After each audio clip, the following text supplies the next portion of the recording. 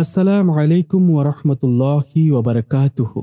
আশা করি আল্লাহর অশেষ রহমতে ও মেহেরবানিতে আপনারা সকলেই ভালো আছেন। আর আপনারা দেখছেন জনতা ইসলামিক টিভি। জাতীয় পরিচয়পত্র নিয়ে তিনি বললেন। মহিলাটি বলল, ভয়ের কিছু নেই, তোমাদের পরিচয়পত্র রাখা হয়েছে, কোনো সমস্যা হলে যেন আমার সমস্যায় না পড়তে হয়। বুঝতে পেরেছি, আমার সাথে চলো, তোমাদের রুমটা দেখিয়ে দিই। মহিলার পেছনে পেছনে যেতে লাগলাম। এখানে তোমরা থাকতে পারো, ছোট একটা ঘর দেখিয়ে বলল। আসলে আমার ছেলে কাজের জন্য শহরে গেছে, তাই রুমটা আজ খালি, তাই তোমাদের দিলাম, কিছু লাগলে বলো। মহিলাটি চলে গেল। এতক্ষণে নাবিলার দিকে তাকালাম, দেখি সে আমার দিকে তাকিয়ে আছে। আমি বললাম, এটা ছাড়া এখন আর কোনো উপায় নেই, আপনার কোনো সমস্যা হবে না, আপনি উপরে শুয়ে পড়ুন, আমি নিচে ঘুমাতে পারবো।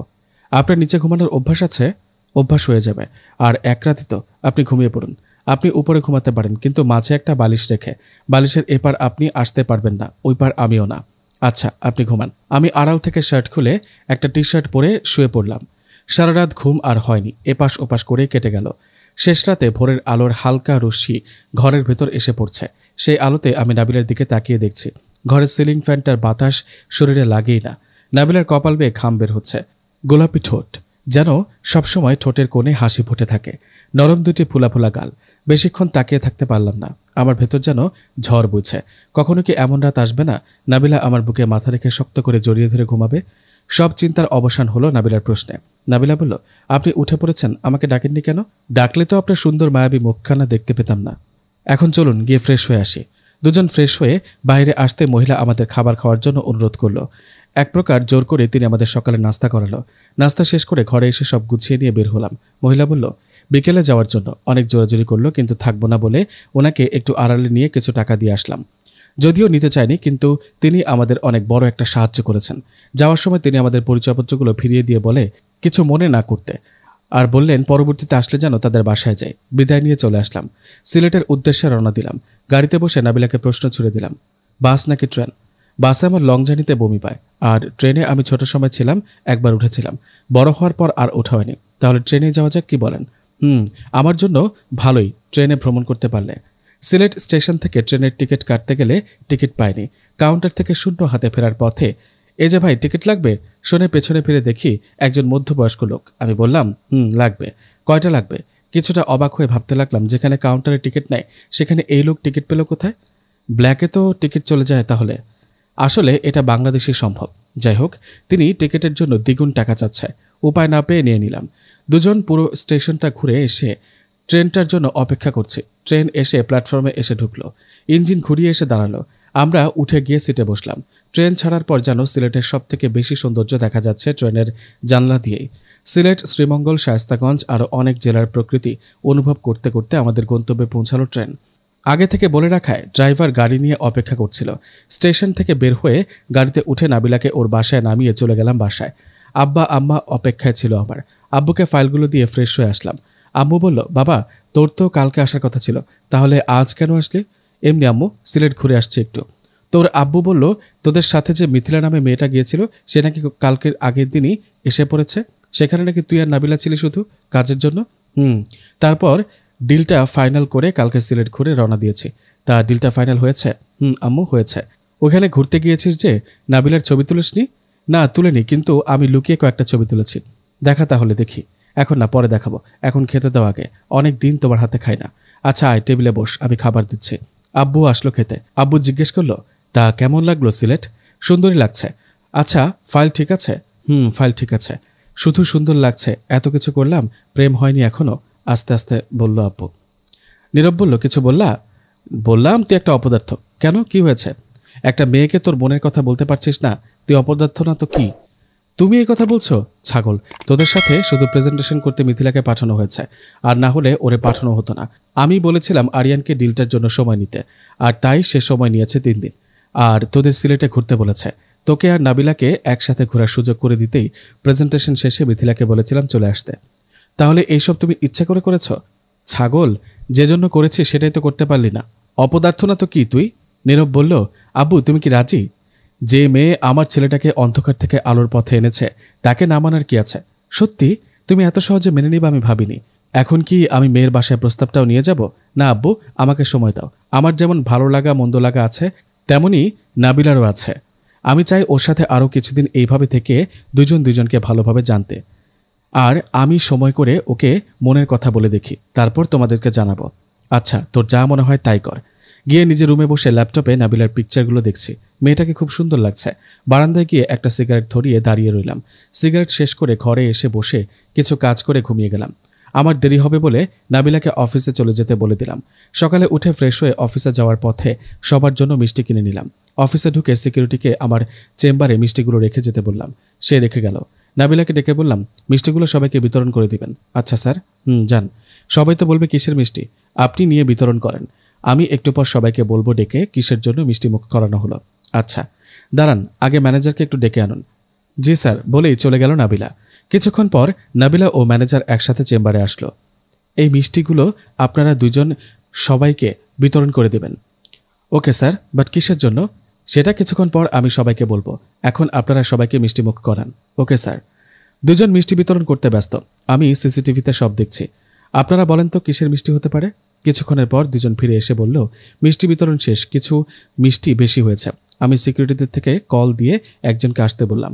একটু পর আসার পর ওনাকে কিছু মিষ্টি দিয়ে বললাম সবাই মিলে খেয়ে নেওয়ার জন্য। সিকিউরিটি চলে যাওয়ার পর নাবিলা আর ম্যানেজার একসাথেই বলে উঠল, স্যার কিসের জন্য বললেন না তো?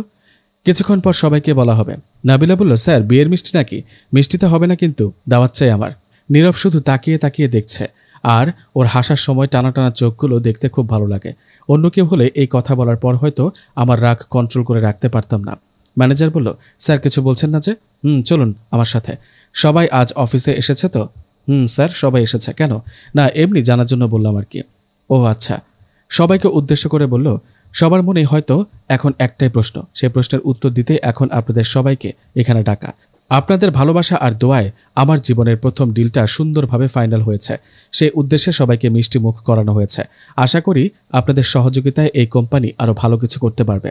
আচ্ছা এখন সবাই সবার কাজে চলে যান বলে আমি চেম্বারে চলে যাই। অফিস শেষে একটা ভালো ফটোগ্রাফারের দোকান থেকে সবগুলো ছবি প্রিন্ট করে নিলাম। বাসায় গিয়ে নিজের রুমের দেওয়ালে প্রতিটা ছবি ফ্রেম বন্দি করলাম। রাতে খাবার পর আম্মুকে ডেকে এনে বললাম, তুমি না ছবি দেখতে চেয়েছিলা, এই যে ছবি। আম্মু সবগুলো ছবিতে চোখ বুলিয়ে গিয়ে আব্বুকেও ডেকে আনছে। আব্বু তো চোখ বড় বড় করে আমার দিকে একবার দেওয়ালের দিকে তাকাচ্ছে। আম্মু বলল, ওই তুই মেয়ের বাসার ঠিকানা দে, আমরাই গিয়ে সব কথা বলছি, তোর দ্বারা কিচ্ছু হবে না, আরও পাগল হবি তুই। আব্বু বলল, তুই ঠিকানা দে, আর কোনো কথা শুনতে চাই না, তোর দ্বারা কিছুই হবে না। আব্বু আমাকে কিছুদিন সময় দাও, দেখো আমি সব বলে রাজি করাবো। তুই একটা অপদার্থ, তারপরও আরেকটা সুযোগ দিলাম। তোমার থেকে একটা হেল্প চাই। কি হেল্প? আমি নাবিলাকে নিয়ে একটু কক্সবাজার যেতে চাই, সেখানেই সব কথা বলবো। বলতে পারবি তো শিওর?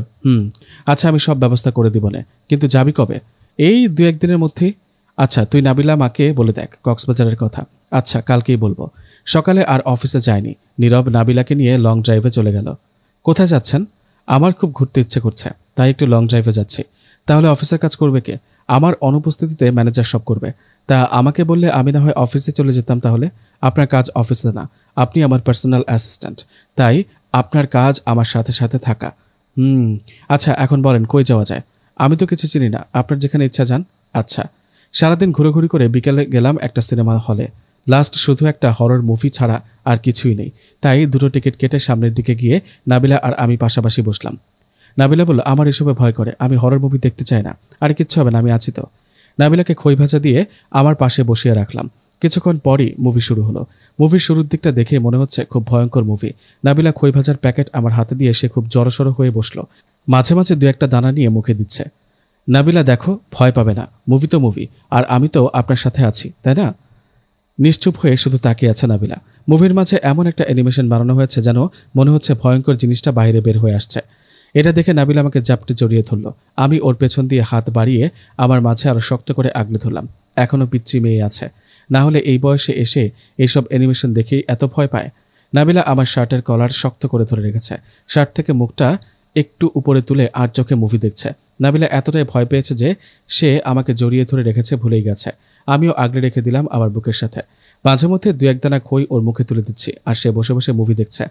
মুভিতে ভয়ঙ্কর কিছু দেখলেই সে আমাকে আরো শক্ত করে ধরে, আর চোখে আবার মুভি দেখে। আমি মুভির চেয়ে বেশি উপভোগ করছিলাম নাবিলার এই বাচ্চা স্বভাবের ভীতি মুখ দেখে, আর ওর আমাকে জড়িয়ে ধরা নিয়ে। 2 ঘন্টা 17 মিনিটের মুভিতে আমি শুধু নাবিলার ভীতি মাখা মুখের দিকে তাকিয়ে শেষ করে দিলাম। মুভি শেষ হওয়ার পর হলের ভেতরের কোলাহলে আমার এবং নাবিলার হুঁশ ফিরতেই নাবিলা আমার বুক থেকে সরে গিয়ে লজ্জা মাখা মুখে বলল, আমি এতক্ষণ আপনার কাছে ছিলাম, আমি খেয়াল করিনি। আপনি আমাকে সরিয়ে দেননি কেন? আমার খেয়াল ছিল না, আমি তো মুভি দেখছিলাম। আচ্ছা সরি, আমি এসব দেখতে খুব ভয় পাই, তাই ভয়ে হয়তো আপনাকে জড়িয়ে ধরে ফেলেছি। এইরকমভাবে প্রতিদিন জড়িয়ে ধরে রাখলে ভালোই হতো, খারাপ না। আস্তে আস্তে বলল নীরব। কিছু বললেন? সবাই চলে যাচ্ছে, চলুন আপনাকে বাসায় নামিয়ে দিয়ে আসা লাগবে। এমনি আজকে দেরি হয়ে গেছে। হল থেকে বের হয়ে পার্কিং সাইট থেকে গাড়ি বের হলাম। নাবিলা, আন্টি কেমন আছে এখন? আলহামদুলিল্লাহ ভালো। এখন টুকটাক ঘরের কাজ করতে পারে। একটা কাজের জন্য আমার সাথে কক্সবাজার যেতে হবে আপনাকে। কবে যেতে হবে? কালকে রাতে বের হব, যেন সকালে পৌঁছাতে পারি। কালকে মাত্র সিলেট থেকে আসলাম, 2 দিন না যেতে আবার কক্সবাজার? কাজের চাপ যখন পড়ে তখন কি আর করার। আর কক্সবাজার কাজের পাশাপাশি ঘুরেও দেখা হবে, তাই না? তা হবে, কিন্তু বাসায় যে মা বোনকে একা রেখে যেতে ইচ্ছা করে না। চিন্তা করবেন না, সব ঠিক হয়ে যাবে। আর আপনি তো ওদের জন্যই কষ্ট করছেন। আচ্ছা সমস্যা নেই, আপনি ব্যবস্থা করেন। নাবিলাকে ওর বাসার সামনে নামিয়ে দিয়ে বাসায় চলে গেলাম। গিয়ে অনলাইনে 2টা ট্রেনের টিকিট কেটে নিলাম।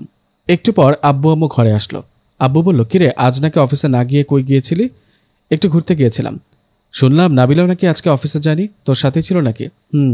বলেছি কাল অফিসের কাজে কক্সবাজার যেতে হবে। পরে কি বলেছে? বলেছে বাসায় ওর মা বোন একা রেখে যেতে ইচ্ছে নেই। তাহলে কি না করে দিয়েছে, কক্সবাজার যাবে না? বলেছে অফিসের কাজ যেহেতু ইচ্ছা না থাকলেও যেতে হবে, সব রেডি করতে। আচ্ছা তো আমি ড্রাইভারকে বলে দিব। না আব্বু, গাড়ি লাগবে না, আমরা ট্রেনে যাব। গাড়ি থাকতে ট্রেনে কেন? নাবিলার নাকি গাড়ি থেকে ট্রেনে ভ্রমণ করতে বেশি ভালো লাগে। তাহলে ট্রেনের টিকিট কাটা হয়েছে? এখন অনলাইনে কাটলাম মাত্র। আচ্ছা তো এখন একসাথে খেতে আয়। বলেই সবাই চলে গেল। আসলে আমার আব্বু আম্মু প্রেম করে বিয়ে করেছে, কিন্তু পরিবার মেনে নেয়নি। তারপর অনেক পরিশ্রম করা, এত দূর আসা। আব্বু আম্মুর খুব ইচ্ছে করে তাদের ছেলে কাউকে ভালোবাসবে, আর সেটা তারা মেনে নিবে, তাই আমাকে এত সহযোগিতা করছে। পরদিন সকালে উঠে নাবিলাকে বললাম অফিসে এসে যেতে হবে কিছুক্ষণের জন্য, রেডি থাকতে। অফিসে গিয়ে কিছুক্ষণ বসে থেকে কিছু দরকারি ফাইল নিয়ে বের হলাম। রাস্তায় নাবিলাকে বলে দিলাম সন্ধ্যায় রেডি থাকার জন্য। নাবিলা বলল সে গাড়ি নিয়ে স্টেশন অবধি চলে আসবে। আমি যেন বের হওয়ার সময় নাবিলাকে কল দিয়ে জানিয়ে দিই। আমি বাসায় এসে ফাইলগুলো আব্বুকে দিয়ে সবকিছু গুছিয়ে নিয়ে বসে আছি, কখন সন্ধ্যা হবে। আমার আর তর সইছে না। যাক, অবশেষে সন্ধ্যা হলো। বাসা থেকে সবার থেকে বিদায় নিয়ে স্টেশনের উদ্দেশ্যে রওনা দিলাম। নাবিলাকে পথিমধ্যে কল দিয়ে বললাম স্টেশনে চলে আসতে, আমি বাসা থেকে বের হয়ে গেছি। সে বলল ঠিক আছে, বের হচ্ছে। কিছুক্ষণ পরে স্টেশন এসে পৌঁছালাম। নাবিলাও মিনিট 10 পরে এসে পড়ল। সারা রাতের জার্নি, তাই স্টেশন থেকে কিছু খেয়ে কম বেশি কিছু খাবার নিয়ে নিলাম। একটু পরই ট্রেন ছাড়বে, তাই গিয়ে ট্রেনে বসতে গিয়ে দেখি সিট নাবিলার আর আমার আলাদা। ওর পাশে একজন মেয়ে বসেছে, আমার পাশেও একজন মেয়ে বসেছে। দেখে খুব রাগ উঠল। আমি গিয়ে নাবিলাকে ওর সিটে বসিয়ে দিয়ে এসে নিজের সিটে খুঁজতে গিয়ে দেখলাম আমাদের দুইজনের সিটই জানালার পাশে। নাবিলা ঠিক আমার পেছনের সিটে বসেছে। মন খারাপ করে সিটে গিয়ে মেয়েটাকে বললাম ওই সিটটা আমার, একটু জায়গা দিন। ও আচ্ছা দাঁড়ান। মেয়েটা উঠে দাঁড়িয়ে আমাকে জায়গা দিল। ধন্যবাদ। খুব রাগ হচ্ছে। ভেবেছিলাম নাবিলা আমার পাশাপাশি বসবে, রাতের জার্নি আমার কাঁধে মাথা রেখে ঘুমাবে। হলোটা কি? ঠিক উল্টো। নাবিলা জানি পেছনে বসে কি করছে একা একা। এইসব আনমনে বাইরে তাকিয়ে ভাবছিলাম। ঠিক এমন সময় পাশের সিটের মেয়েটা বলে উঠল, ভাইয়া কিছু মনে না করলে একটা কথা বলবো। বলুন। আমাকে কি কিছু মনে না করলে জানালার পাশে বসতে দিবেন? আমার তো জানালার পাশে না বসলে সমস্যা। মিথ্যা বললাম। ও আচ্ছা ঠিক আছে, অভিমানী স্বরে বলল মেয়েটা। কিছু মনে না করলে আমি একটা কথা বলি। বলেন। আপনাকে জানালার পাশে বসার ব্যবস্থা করে দিতে পারবো, বসবেন? করে দেন। একটু কষ্ট করে। অবাক হয়ে বলল। নীরব বলল, আপনার টিকিটটা আমাকে দিন, আর এই টিকিটটা নিন। একটা টিকিট বাড়িয়ে দিয়ে বললাম, এ নিন আমার টিকিট। এবার এই টিকিটের সিট নাম্বার খুঁজে দেখেন, জানালার পাশে কোনো একটা হবে। ওর টিকিটটা নিতে নিতে বললাম। মেয়েটা উঠে সিট খুঁজতে লাগলো। খুঁজে খুঁজে এসে নাবিলাকে বলল, এই যে আপু, সিটটা আমার, কাইন্ডলি উঠে পড়েন। আপনারা যা ভেবেছেন তাই। আমি মেয়েটাকে নাবিলার টিকিট অদল বদল করে দিয়েছি। নাবিলা কিছুটা অবাক হয়ে আমার দিকে তাকিয়ে আছে। মেয়েটার কথা এসে সিট থেকে উঠে এসে বলল, আপনার কাছে তো টিকিট আছে, আপনি কিছু বলছেন না যে? আচ্ছা আমাকে টিকিট দিন, আমি যা বলার বলবো। নাবিলাকে টিকিটটা দিলাম। সে টিকিটটা চেক করে মেয়েটার দিকে গিয়ে সিট নাম্বার মিলিয়ে দেখলো, না এটা তো তার সিট নয়। নাবিলা কোচের সবগুলো সিট খুঁজতে খুঁজতে আমার কাছে এসে দেখে আমার পাশের সিটটাই ওর। নাবিলা অবাক হয়ে তাকিয়ে থাকা দেখে আমি উঠে বসতে বললাম, এটাই আপনার কাজ তাই না? আপনি কি করে জানলেন? মেয়েটা এখান থেকে উঠে যেতে দেখেছি। মেয়েটা জানালার পাশে বসতে চেয়েছে। ভাবলাম অচেনা মেয়েকে সাথে না বসিয়ে আপনাকে বসালে ভালো হবে। আপনি একটু কমফোর্ট ফিল করবেন, আর পাশাপাশি বসায় সবকিছু শেয়ারও করতে পারবেন।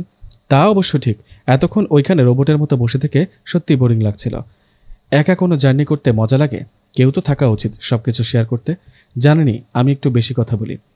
নীরব বলল, আমারও ভালো লাগছিল না, তাই টিকিট অদল বদল করলাম। ওই মেয়েরও জানালার পাশে বসা হলো, আমাদেরও পাশাপাশি বসা হলো। দুজন মিলে কিছুক্ষণ কথা বলে টুকটাক খাবার খেয়ে নিলাম। নাবিলা খুব উপভোগ করছে। রাতের শহর, শহর পেরিয়ে গ্রাম, আবার শহর, আবার গ্রাম, এভাবেই চলতে লাগলো। নাবিলার চোখে ঘুম থাকায় নাবিলা ঘুমিয়ে পড়ল। জানালার পাশ ঘেঁষে আমি ওর মাথাটা আমার কাঁধে এনে রেখে আঁকড়ে ধরে রেখে দিলাম। নাবিলা আমার কাঁধে মাথা রেখে ভালোভাবে আঁকড়ে ধরে শুয়ে পড়ল। নাবিলার মায়াবী মুখ পানে তাকাতেই দেখি ওর কপালে মশা কামড়ে ধরে রেখেছে। আমি নাবিলার কপালে আলতো একটা চুমু এঁকে দিলাম। মশাও পালিয়ে গেল। নাবিলার ঘুম এতই গাঢ় যে সে বুঝতেও পারল না। বাইরের দমকা হওয়ায় নাবিলার চুলগুলো আমার মুখে এসে আছড়ে পড়ছে। আমিও একরাশ মুগ্ধতা নিয়ে ওর চুলের গন্ধ নিতে থাকলাম। আজকে মনে হচ্ছে চুলে শ্যাম্পু করেছে। ওর চুলের গন্ধ যেন আমাকে মাতাল করে তুলেছে। নাবিলার তুলতুলে গালে হাত রেখে আমার কাঁধে ওর মাথাটা আরো শক্ত করে ধরে রাখলাম। রাত প্রায় ৩টা। ট্রেন হঠাৎ অনেক জোরে ব্রেক কষল। মনে হচ্ছে মেরুদণ্ড ভেঙে যাবে। নাবিলা আমার পাশ থেকে ঝাঁকুনি খেয়ে একটু সরে যেতেই আমি সামনের সিটে পা দিয়ে ঢেলে ধরে নাবিলাকে আমার সাথে জড়িয়ে ধরলাম। নাবিলা এই প্রচণ্ড ঝাঁকুনিতে ঘুম ভেঙে নিজেকে আবিষ্কার করলো আমার বুকের সাথে চ্যাপটা থাকা অবস্থায়। নাবিলা আমার থেকে নিজেকে ছাড়িয়ে বলল, কি হলো, এমন লাগলো কেন? আর আমি আপনার বুকেই গেলাম কিভাবে? আমি তখন নিজেকে কিছুটা কন্ট্রোল করে সামনের সিট থেকে পাটা নামিয়ে, মনে হচ্ছে কিছু হয়েছে। হঠাৎ নাবিলা আমাকে চুপ করিয়ে আশেপাশে দেখতে লাগলো। আমার কান দিয়ে এখন চারপাশে শুধু কোলাহল। সিট থেকে উঠে দাঁড়িয়ে দেখলাম অনেকেই ঘুমের মাঝে থাকায় এমন ব্রেকে নিজেকে কন্ট্রোল করতে না পেরে সামনের সিটের সাথে লেগে মাথা ফেটে গেছে। অনেকের মেরুদণ্ডে ব্যথা পেয়েছে। ট্রেন থেকে সবাই তাড়াহুড়ো করে নামতে লাগায় দরজা পুরো জ্যাম হয়ে গেছে। তাই আমি জানালার দিকে তাকিয়ে দেখলাম জানালার গ্লাসও ফেটে গেছে। আমি জানালাটার উপরে তুলে বের হলাম। নাবিলাকেও বললাম নামতে। সে পা বাড়াতে আমি তাকে কোলে তুলে নামিয়ে নিলাম। কি হয়েছে দেখতে গিয়ে দেখলাম ট্রেন পাওয়ার কার কোচে আগুন লেগেছে। তাই ট্রেন চালক বাধ্য হয়ে ব্রেক করেছে সাথে সাথে, না হলে সব কোচে আগুন লাগার সম্ভাবনা ছিল। আমি নাবিলাকে নিয়ে আশেপাশে একটু ঘুরতে বের হলাম। ফেনীর কোথাও হবে জায়গাটা। ট্রেনের চারপাশটা একবার ঘুরে দেখতে দেখতে ফজরের আজানের ধ্বনি ভেসে আসলো। ট্রেনের পাওয়ার কার কোচের প্রায় 70% পুড়ে যাওয়ায় ট্রেন আপাতত সকাল হওয়ার আগে আর ছাড়বে না মনে হচ্ছে। নাবিলাকে নিয়ে তাড়াহুড়ো করে নামায় ব্যাগ ট্রেনে রেখে নেমেছিলাম। এখন ব্যাগের উদ্দেশ্যে আমি ভেতরে ঢুকলাম। না, ব্যাগ নেই। নাবিলাকে নিয়ে ট্রেন থেকে ফেনী শহরের ভেতরে ঢুকতে ঢুকতে ভোরের আলো আকাশে হালকা হয়ে উঠছে। একটা সিএনজি পেলাম। ভাড়ার সম্পর্কে জানা নেই। গাড়িতে বসতে গাড়ি ছাড়লো। উদ্দেশ্য ফেনী বাস টার্মিনাল। এখান থেকে সরাসরি কোনো সিএনজি চট্টগ্রাম যায় না, আর গেলেও তার ভাড়া অনেক, আর অনেক সময় লাগবে যেতে। সবকিছু ভেবে বাস দিয়েই বাকি রাস্তা কভার করার চিন্তা করে বাস টার্মিনালের উদ্দেশ্যে বের হলাম। মোবাইলটা হঠাৎ বেজে উঠতেই পকেট থেকে মোবাইল বের করে দেখলাম আব্বুর কল। ঠিক আছিস তুই? আব্বু ঠিক আছি। তোর আম্মু সকালে উঠে নিউজ দেখে আমাকে ডেকে তুলেছে। এখন কই তুই? আর নাবিলা মা কেমন আছে? আমরা দুজনেই ঠিক আছি, কিন্তু তাড়াহুড়োয় নামতে গিয়ে ব্যাগ হারিয়ে গেছে দুজনেরই। এখন সিএনজিতে ফেনী বাস টার্মিনালে যাচ্ছে। আচ্ছা, সকালে নাস্তা করে নিস ওখান থেকে, আর আমি তোর কার্ডে টাকা পাঠিয়ে দেব। জামা কাপড় কিনে নিস দুজনের জন্য। আচ্ছা আব্বু, বলেই ফোনটা কেটে দিলাম। ফেনী থেকে বাসে ওঠার আগে সকালে নাস্তা করে নিলাম। বাসে উঠলাম। আপনার বাসায় কল দিয়ে বলে দিন আপনি ঠিক আছেন। নাবিলা বলল, মোবাইল ব্যাগের ভিতরে ছিল, আর বাসায় জানবে না এসব ব্যাপার। আর যদি এখন বলি তাহলে আরও চিন্তা করবে। আচ্ছা, আপনি বাসা থেকে কি নিয়ে এসেছিলেন? তেমন কিছু না, 2টা জামা আর কিছু প্রয়োজনীয় জিনিসপত্র। আচ্ছা ঠিক আছে। চট্টগ্রাম গিয়ে বাস থেকে নেমে পড়ি। দুজনে মিলে চলে যাই চট্টগ্রাম শপিং মলে। সেখান থেকে দুজনের জন্য জামা কাপড় কিনে নিলাম। আমি পছন্দ করে নাবিলার জন্য একটা বোরকা কিনলাম, পরে দিব ভেবে। চট্টগ্রাম থেকে কক্সবাজারে চলে গেলাম। গিয়ে একটা হোটেলে নিলাম। নীরব বলল, আজকে ফ্রেশ হয়ে রেস্ট নিন, বিকালে আপনাকে নিয়ে সমুদ্র দেখতে যাব। আপনার তো ব্যাগে ফাইল ছিল, ইম্পর্ট্যান্ট ছিল, এখন বললে কি হবে? যা হারিয়ে যায় তা ভেবে লাভ আছে কোনো? মিথ্যা বললাম, কোনো ফাইল নিয়ে আসিনি। কোনো কাজই তো নেই এখানে। এখন যেটার জন্য আসা সেটা কি হবে? যা হবার তাই হবে। এখন গিয়ে ফ্রেশ হন। আচ্ছা আপনিও যান। নাবিলা নিজের রুমে চলে গেল। আমিও এসে ফ্রেশ হতে গিয়ে দেখলাম কোমরে লাল হয়ে গেছে, অনেক ব্যথা করছে। আমি কোনো রকমভাবে ফ্রেশ হয়ে এসে বিছানায় শুয়ে পড়লাম। কিছু মনে নেই। দরজায় নক করার শব্দে আমার ঘুম ভাঙলো। আস্তে আস্তে গিয়ে দরজাটা খুলেই পাশের সোফায় বসে পড়লাম। নাবিলা এসেছে। আজ ভীষণ সুন্দর লাগছে। সাদা গোলাপি সংমিশ্রণের একটা জামা পরেছে, খুব মিষ্টি লাগছে। কই, আপনি না বিকেলে সমুদ্র দেখতে নিয়ে যান? আপনি বসুন, আমি রেডি হয়ে আসছি। যেই না উঠতে যাব তখনই ভারসাম্য না রাখতে পেরে পড়ে যেতেই নাবিলা আমাকে ঝাপটে ধরে ফেলল। নাবিলা বলল, আপনার শরীর তো পুড়ে যাচ্ছে জ্বরে। তেমন কিছু না, ঠিক হয়ে যাবে। আপনি চুপচাপ বিছানায় শুয়ে পড়ুন। নাবিলা আমাকে নিয়ে বিছানায় সোজা করে শুয়ে দিতেই আমি ব্যথায় কুকড়ে উল্টো হয়ে শুয়ে পড়লাম। এটা কি? আমার পরনের টি শার্টটা উপরে তুলে বলল। আমি বললাম, কিছু না। আপনি চুপচাপ শুয়ে থাকুন, আমি আসছি। নাবিলা রুম থেকে বের হয়ে চলে গেল। প্রায় 30 মিনিট পর আসলো হাতে কিছু ঔষধ আর একটা তেলের প্যাকেট নিয়ে। আমাকে পানি আর ঔষধ খাইয়ে নাবিলা কিচেনে গেল। তেল গরম করে নিয়ে আসছে। এই যে, টি শার্টটা উপরে তুলুন। আপনার কষ্ট করে এসব করার প্রয়োজন ছিল না, চুপ করে শুয়ে থাকুন। নাবিলা টি শার্টটা উপরে তুলে তেল মালিশ করে দিল কোমরে। কিছুটা ব্যথা করলো, পরক্ষণে আরাম পেতে শুরু করলাম। নাবিলা তেল মালিশ করা শেষে মাথায় হাত দিয়ে দেখলো জ্বর আছে কিনা।